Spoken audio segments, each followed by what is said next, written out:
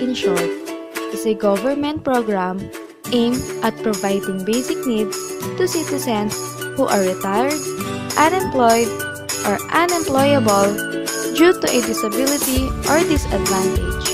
It is funded by mandatory payroll contributions from both the employees and the employers and from the government tax revenue. SSS is established by virtue of Republic Act No. 1161, better known as Social Security Act of 1954. This law was later amended by Republic Act No. 8282 in 1997.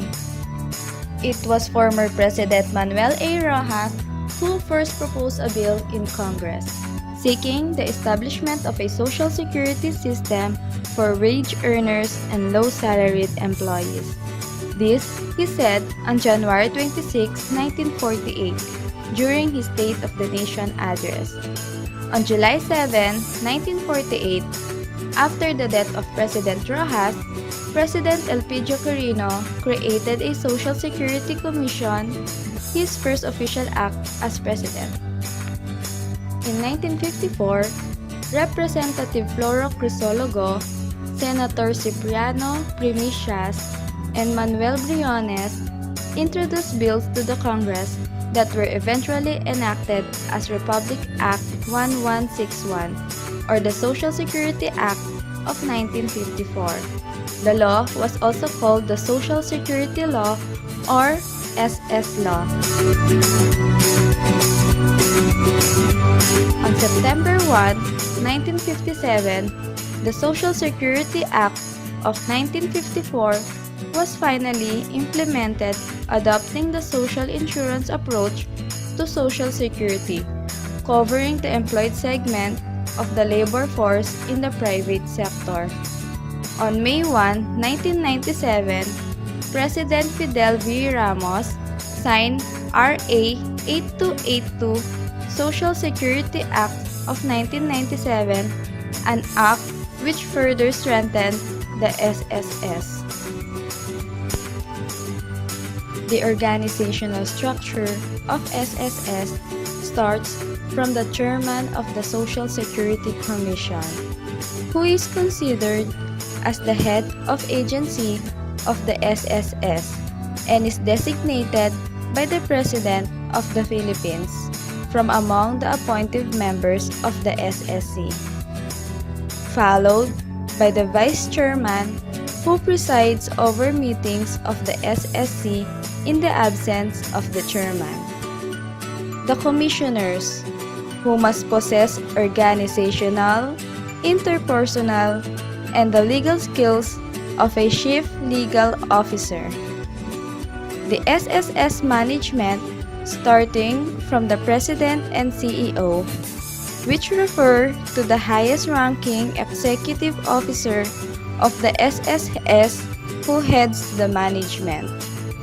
The Executive Vice President, which typically has broad-based responsibilities, often being in charge of several functional areas. The Senior Vice President, who is responsible for marketing, operations, sales department, and an entire department. And the Vice President, who deals with specific departments in the organization.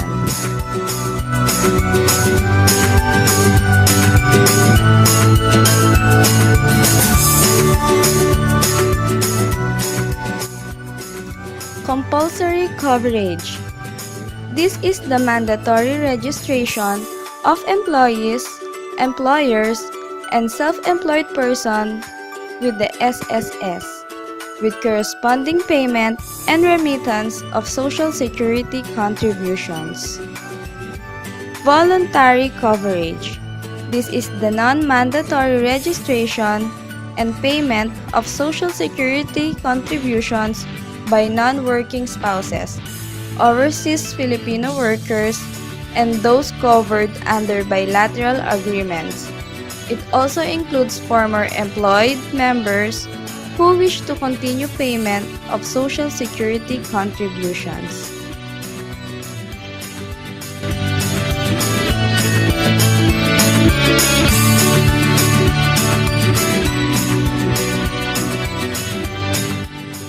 Member loans, a cash loan granted to an employed currently paying self-employed or voluntary member. It is intended to meet the member's short-term credit needs. It is also known as salary loan.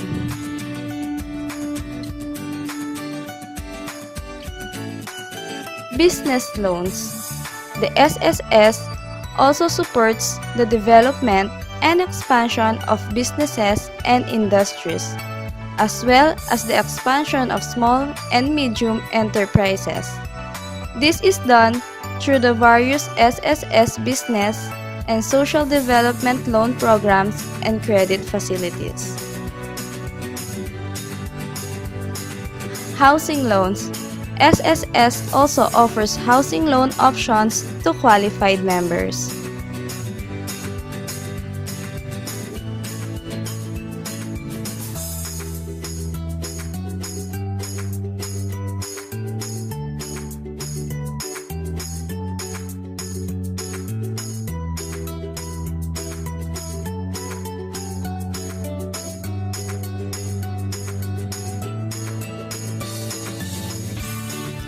Sickness benefit. A daily cash allowance paid for the number of days a member is unable to work due to sickness or injury.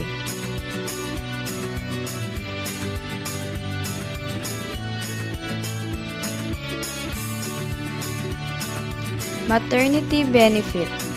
A daily cash allowance granted to a female member who is unable to work due to childbirth or miscarriage.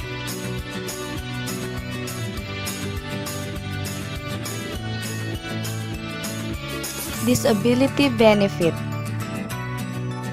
A cash benefit granted to a member who becomes permanently disabled, either partially or totally.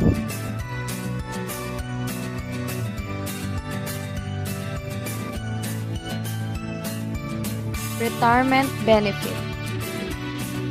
A cash benefit granted to a member who can no longer work due to old age. Death benefit. A cash benefit granted to the beneficiaries of a deceased member. Funeral benefit. A cash benefit given to whoever paid for the burial expenses of the deceased member.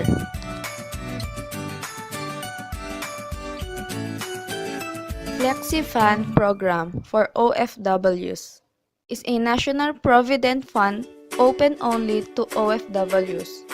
It is a voluntary savings program that allows OFWs to set aside a part of their income for future use. Employees Compensation Program. The program aims to assist those who suffer from work-connected sickness or injury resulting in disability or death.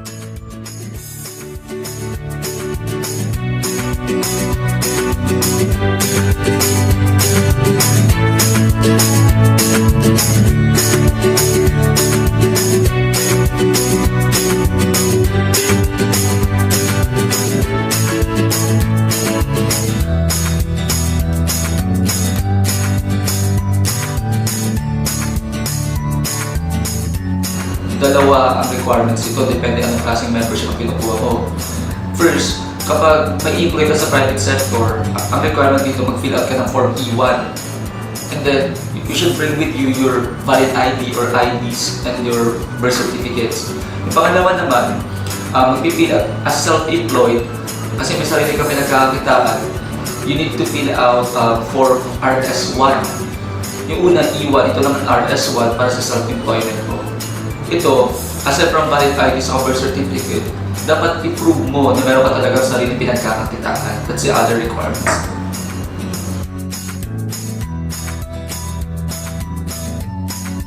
Okay. Yung payment ng members naman, di ba sabi ko kanina meron tayong Bali, tatlong classification ng members.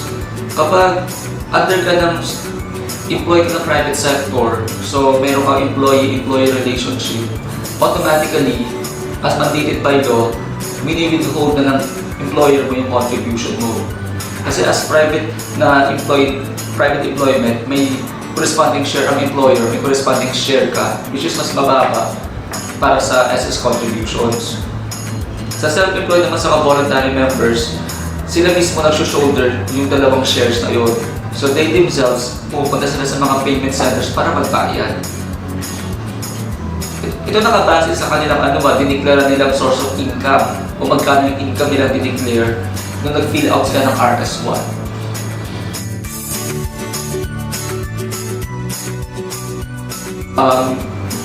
Doon mga nasa similarities SSS at GSIS na-create sila kasi merong Republic Act, may sarili-sarili silang charter.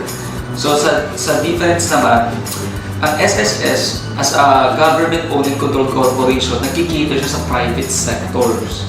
Okay? Ito namang GSIS as government-owned and controlled corporations, ang kinikita naman niya, government sector. So like for us, kami nagtatrabaho kami sa SSS, government employees kami. So ang inulugan na o ang wini-withheld sa amin, GSIS premium namin. Tapos sa SSS naman namin, nagbabayad kami either voluntary or self-employed.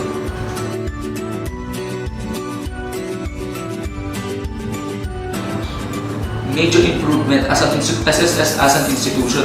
Okay, marami ng branches ang SSS all over the globe. Ayoko nang isa-isa yun. Pangalawa naman, mas mabilis naman ang processing ng mga long-term benefits, yung masabi ko kanina. Retirement pension, death pension, saka total disability pensions. Kasi nga, online na kami ngayon. Paperless kumbaga. What I mean ng paperless, kapag nag-submit yung member dito sa SSS, yung sinabitin ng application, ini-scan, tapos pino-forward na sa processing center through email. Hindi na tulad dati, na mismo yung sinabit mo dito as receiving center, yun mismo ang dadalhin ng courier doon sa processor. Mas mabilis ang process ngayon.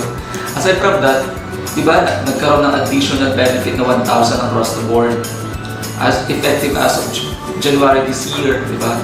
So, yung mga pensioner na ngayon, existing pensioners, saka future pensioners, makaka-receive na sila ng 1,000 additional sa pension nila across the board.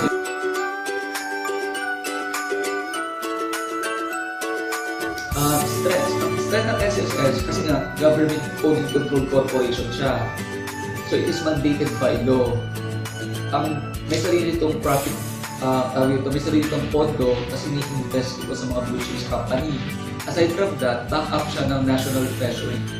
So kung compared with other private insurance company, they're operating like SSS, mas parang 0% para malugi. Kasi back up ng company to. So your weakness naman was probably in terms of collection kasi medyo gumagaling din yung mga employer, mas nagiging delinquent sila, mas may natatago nila yung mga kung ilan talaga yung totoo nilang mga employees. Kasi siguro nagkukulang kami more coverage and collection.